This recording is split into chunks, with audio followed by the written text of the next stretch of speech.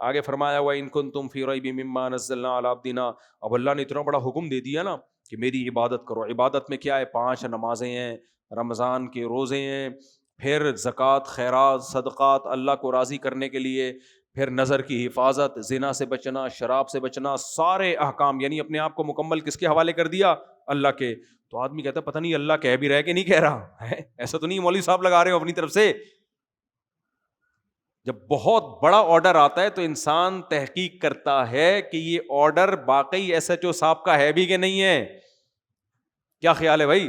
آپ کو حکم دیا ایس ایچ او صاحب نے، آ جا بھائی. آپ مصروف تھے، نے کہا یار اپنی مصروفیت چھوڑ کے جاؤں گا، پہلے فون کر کے معلوم تو کر لوں ایس ایچ او صاحب نہیں بلایا ہے، یہ پرچہ انہوں نے ہی دیا ہے، کسی اور کا تو نہیں ہے. اس لیے اللہ کہتے ہیں وَإِن كُنتُمْ فِي رَيْبٍ مِّمَّا نَزَّلْنَا عَلَىٰ عَبْدِنَا. تمہیں اگر شک ہے نا کہ یہ کلام جو ہم نے محمد صلی اللہ علیہ وسلم پہ نازل کیا اس کے تردد ہے تمہیں، فَأْتُوا بِسُورَةٍ مِّن مِّثْلِهِ، اس جیسی کوئی سورت تم بھی لے آؤ نا.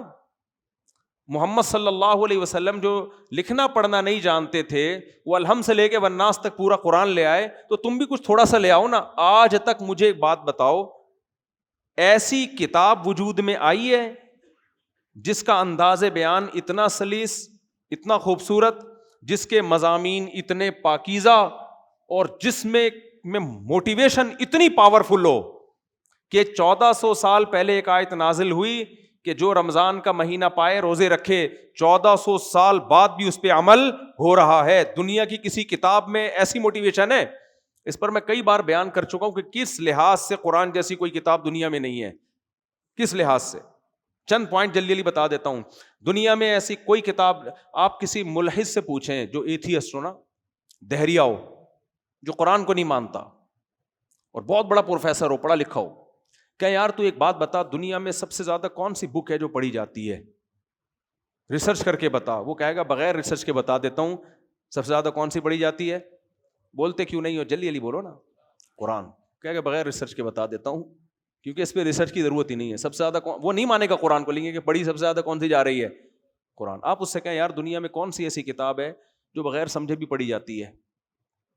وہ فوراً کہہ دے گا، آنکھ بند کرتے ہی. ہوگا ملحد، قرآن کا دشمن ہوگا، لیکن کہے گا بھائی کون سی کتاب ہے؟ قرآن. آپ اس سے پوچھے اچھا یہ بتا سمجھ کے کون سی کتاب دنیا میں سب سے زیادہ پڑھی جاتی ہے؟ فوراً جواب میں کیا کہے گا؟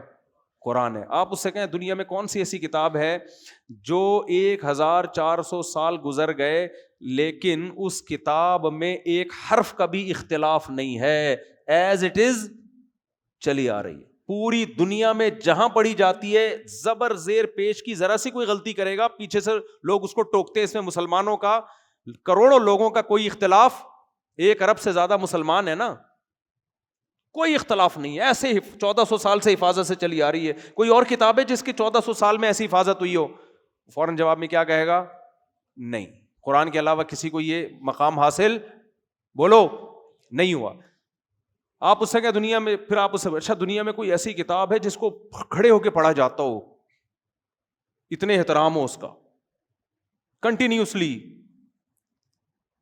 کون سی کتاب ہے؟ وہ جواب میں کیا کہے گا؟ قرآن. یہ وہ اس کے جوابات نقل کر رہا ہوں جو قرآن کا دشمن ہے، وہ بھی مانے گا. آپ اس سے کہیں اچھا بتا دنیا میں کوئی ایسی کتاب ہے جس کو طہارت کے بغیر ہاتھ بھی نہ لگایا جاتا ہو، اتنی رسپیکٹ کی جاتی ہے اس کی، کروڑوں لوگ بغیر وضو کے ہاتھ نہ لگاتے ہوں، ہے تو کیا نام ہے اس کتاب کا؟ وہ کیا کہے گا؟ بولو نا. صرف قرآن کہے گا. آپ اس سے کہیں اچھا یہ بتا دنیا میں کوئی ایسی کتاب ہے جس میں ایک دفعہ ایک آرڈر آیا، اور آرڈر بھی آسان نہیں، بہت مشکل، اور کروڑوں اربوں لوگ اس پر عمل کر رہے ہوں ایک آرڈر کے بعد، جبکہ اس کتاب پر مصنف کا نام ہی نہ ہو، کسی مصنف کا. اس میں ایک دفعہ آرڈر آیا جو رمضان کا مہینہ پائے روزے رکھے. یہ آسان حکم ہے؟ مشکل ہے. 2 دن روزے ڈاکٹروں کے کہنے پہ نہیں رکھتے لوگ. 1400 سال پہلے حکم آیا تھا، 1400 سال سے اربوں کھربوں لوگوں نے روزے رکھ لیے ہیں، اور اب بھی رکھ رہے ہیں پوری دنیا میں. ان ملکوں میں بھی رکھ رہے ہیں جہاں 22 گھنٹے کے روزے ہوتے ہیں، ان ملکوں میں بھی رکھ رہے ہیں جہاں سردی ہو، ان ملکوں میں بھی جہاں شدید گرمی ہو. آپ کہیں دنیا کی کوئی ایسی کتاب جس نے، کوئی ایسا قانون جس نے کہا شراب انلیگل ہے اور کروڑوں لوگوں نے چھوڑ دی ہو؟ انلیگل کوئی ہے کتاب؟ آج قانون بنتا ہے دنیا میں انلیگل، کوئی بھی نہیں مانتا اس کو. قرآن نے ایک دفعہ کہا حرام، جن لوگوں کو کہا وہ شراب کے دھتی تھے، اس دن سے انہوں نے ایسا حرام سمجھا. 1.22 ارب مسلمان اب تک کیا سمجھ رہے ہیں؟ حرام. اور ان میں میجورٹی اب تک بچتی ہے. کوئی ایسی کتاب ہے جو 1400 سال پہلے لکھی گئی ہو جس کے مضامین اتنے پیارے، اتنے پاکیزہ، ایک خدا کی عبادت جس میں نماز روزے کی ترغیب ہو، غریبوں پہ خرچ کرنے کی ترغیب ہو، یتیموں پہ خرچ کرنے کی ترغیب ہو. یہ کہا جا رہا ہو جس نے یتیم کا مال کھایا ایسے جیسے آگ کے انگارے ڈالے اس نے، جس میں یہ سمجھایا جا رہا ہو کہ رشتہ داری کو جوڑو، جس میں یہ سمجھایا جا رہا ہو کہ شراب حرام ہے، جوا حرام ہے، سود حرام ہے، زنا کے قریب مت جاؤ اور ایک دوسرے کو قتل مت کرو. یہ ساری پاکیزہ تعلیمات جس میں کہا جا رہا ہو معاہدوں کی پابندی کرو، اس چیز کے پیچھے مت پڑو جس کی نالج تمہارے پاس نہیں ہے، کیونکہ ان السمع والبصر والفؤاد کل اولئک کان عنہ مسئولا. آنکھ، ناک، ہر عضو کے بارے میں تم سے قیامت کے دن سوال ہوگا. ایسی پاکیزہ تعلیمات دنیا میں کسی مذہب کے پاس، کسی کتاب کے پاس نہیں. تو اس لیے قرآن کہہ رہا ہے ایسی کتاب لاؤ نا. پھر اس کا تو مطلب یا پھر یہ ہوا دوسری تو کوئی کتاب تمہارے پاس ہے نہیں، اس کو تم اللہ کی نہیں مانتے. اس کا مطلب یہ ہوا کہ اللہ نے اپنے بندوں کو پیدا کر کے لاوارث چھوڑ دیا ہے، کوئی گائیڈنس نازل کی نہیں ہے.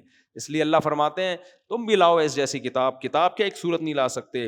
آگے اللہ فرماتے ہیں فَإِن لَمْ تَفْعَلُوا، اے لوگو، اے انسانوں، اگر تم یہ نہیں کر سکتے نا. خطاب صرف ہم سے نہیں ہے، چائنا والوں سے بھی، جاپان والوں سے بھی، امریکہ والوں سے بھی، انڈونیشیا، ملیشیا، کینیڈا، افریقہ، سب سے اللہ کا خطاب ہے. کیونکہ اللہ صرف ہمارا رب نہیں ہے، ساری دنیا کے سارے انسانوں کا رب ہے. اللہ کہہ رہے ہیں اگر تم ایسی کتاب نہیں لا سکتے تو اور اس بحث میں ٹائم ضائع کر رہے ہو کہ یہ مسلمانوں کی کتاب ہے، خدا کی نہیں ہے. فاتقوا النار التي وقودها الناس والحجارہ، تو یہ ہلکا جرم نہیں ہے میری کتاب کا انکار کر دینا. اس آگ سے ڈرو جس کا ایندھن انسان اور پتھر ہیں. میں نے ایسی آگ بنائی ہوئی ہے خدا کے نافرمانوں کے لیے جو انسانوں کے جلنے سے بھڑکے گی اور پتھروں کے جلنے سے بھڑکے گی وہ آگ. اس آگ سے ڈرو. پھر کیوں اللہ دھمکی دے رہا ہے؟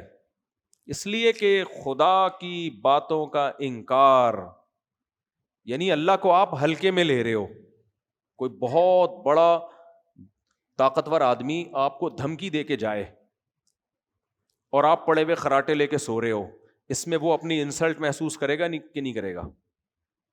وہ اگلا پیغام جو آپ کو دے گا وہ کہے گا بھائی تو نے مجھے بہت ہلکے لے لیا ہے، تو نے مجھے بہت ہلکے لے لیا ہے، میں اتنا ہلکا ہوں نہیں. تو یہاں بھی اللہ کہتے ہیں کہ اگر تم خدا کی کتاب کا انکار کرو گے اس دلیل کے باوجود، فاتقوا النار التي اعدت للکافرین، فاتقوا النار التي وقودها الناس والحجارہ، اس آگ سے ڈرو جس کا ایندھن انسان اور پتھر ہیں.